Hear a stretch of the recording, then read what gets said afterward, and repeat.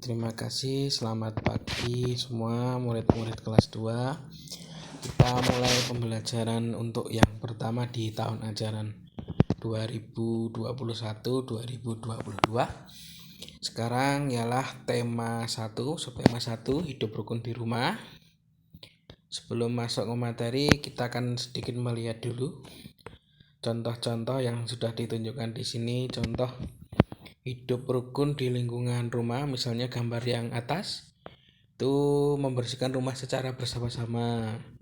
Itu salah satu contoh hidup rukun di rumah. Untuk yang bawah itu adalah sarapan atau mungkin bisa makan pagi, itu juga menunjukkan sikap rukun dengan keluarga di rumah.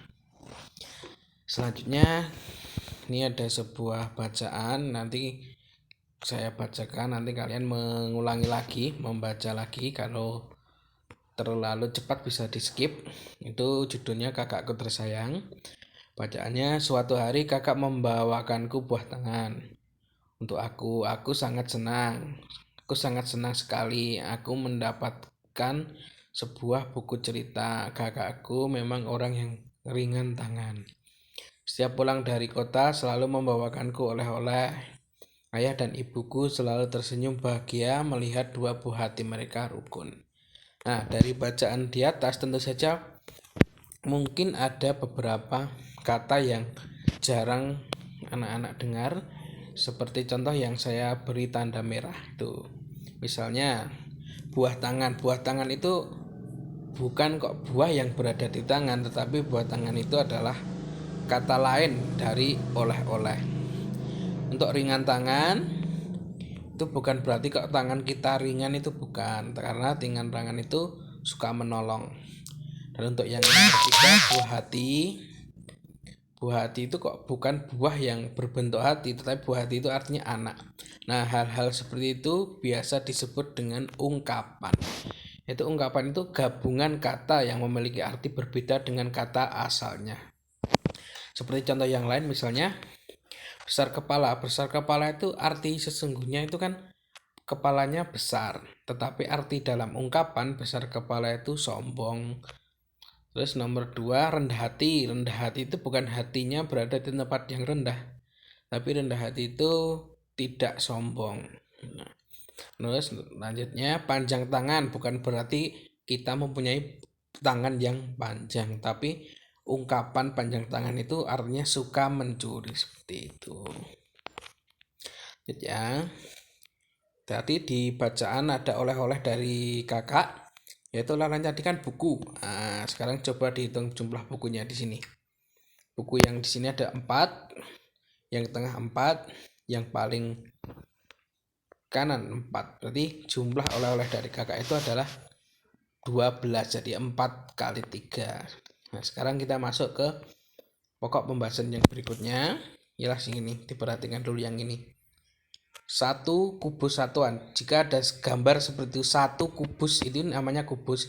Itu bisa kita baca 1 kubus satuan. Jika ada 1 kubus satuan yang berjumlah 10, kubus satuan yang berjumlah 10, itu dapat diganti dengan kata kubus puluhan. Ingat ya. Terus jika ada kubus puluhan yang berjumlah 10, nah ini nanti hitung 1, 2, 3, 4, 5, 6, 7, 8, 9, 10, itu bisa diganti dengan 1 kubus ratusan.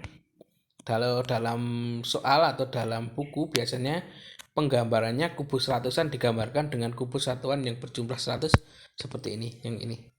Seperti ini. Ini 100 kubus satuan. Biar lebih jelas kita ke contoh. Ini yang pertama, ini tadi kan dinamakan kubus ratusan.